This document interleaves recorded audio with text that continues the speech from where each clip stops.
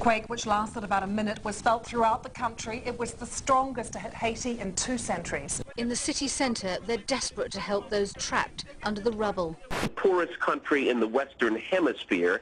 The reality of the situation is that American medical assets are still on their way to Haiti at a time when there is a desperate need for care on the ground right now. The unimaginable destruction in Port-au-Prince. Overwhelming number of victims who will soon be amputees. But boy, what they need right now are hands on board, people who know how to operate.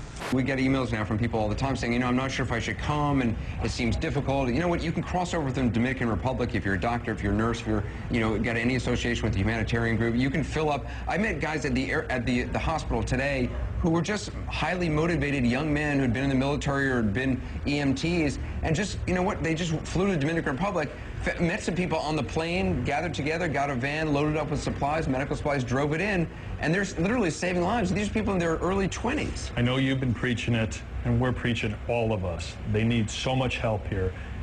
They need doctors. It was a Wednesday night, 2.5 weeks ago, and Anderson Cooper was on CNN asking for doctors that could come down to please come down and help. And I turned to my wife and I said, there's no way that I can just sit here and not do something. And at that time, I didn't know where I would be. I didn't know if there'd be an operating room ready for me or what it would take, but I knew that I had a skill set, and I knew that based on the kinds of reports of the trauma that I was getting, I knew that they were going to need plastic surgeons, orthopedics, and general surgeons, as well as anesthesiologists.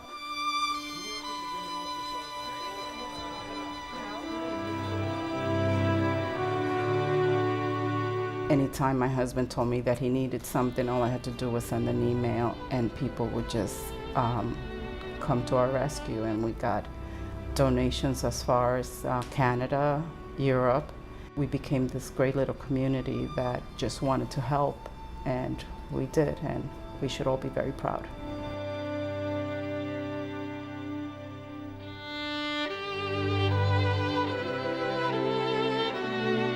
We came 2 weeks after, because as a plastic surgeon, obviously, you are part of a second wave of surgeons. The first part is trauma surgeons, intensivists, and orthopedic surgeons.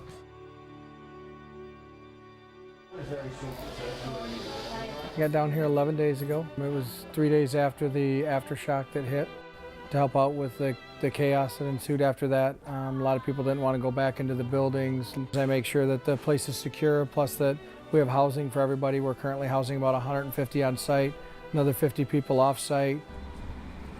Make sure the site has clean water, and we work through a whole host of different agencies to accomplish all those goals. This is going to be CSI with Sam, compliance, safety, infection prevention. It's really astounding that we have 100% volunteer staff and things are functioning as perfectly as they are. And I think that's just because everybody has risen to the occasion for such a tragedy that we have ourselves in, to try to make some good come out of it and to help these people who are in need. Yeah, thank you. Okay. I just wanted to say they have a kid that's NPO.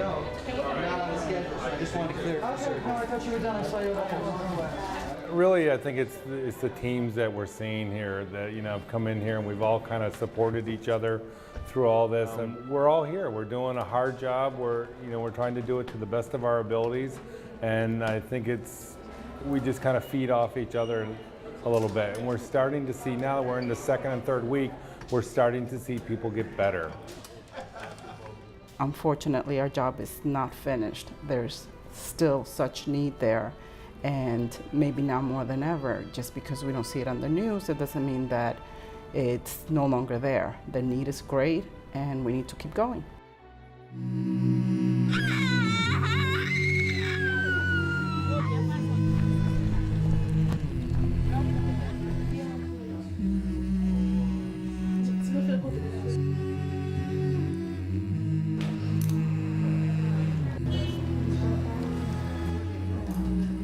The other day, I looked at myself in the mirror.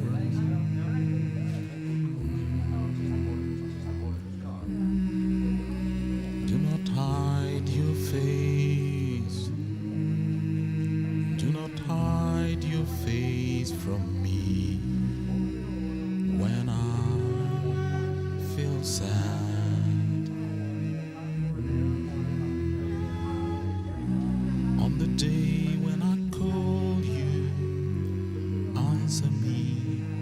please answer me and turn your shy ear towards me.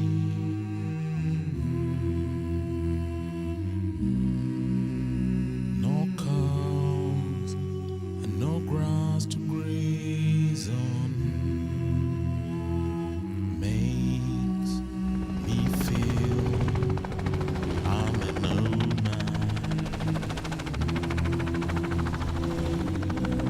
I'm lost and silent in the wilderness, like an owl among the ruins. My wings lined with ashes, alone on the roof. I feel I'm a no man. I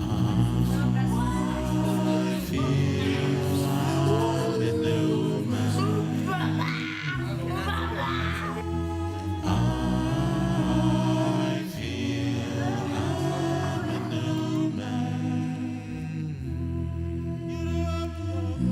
My days go up in smoke. My bones are aching. My days go up in smoke. My heart is breaking. Good walking leaves no track behind it.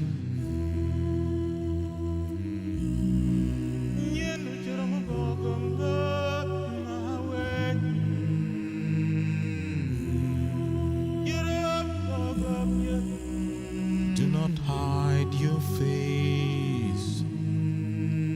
Do not hide your face from me when I feel sad.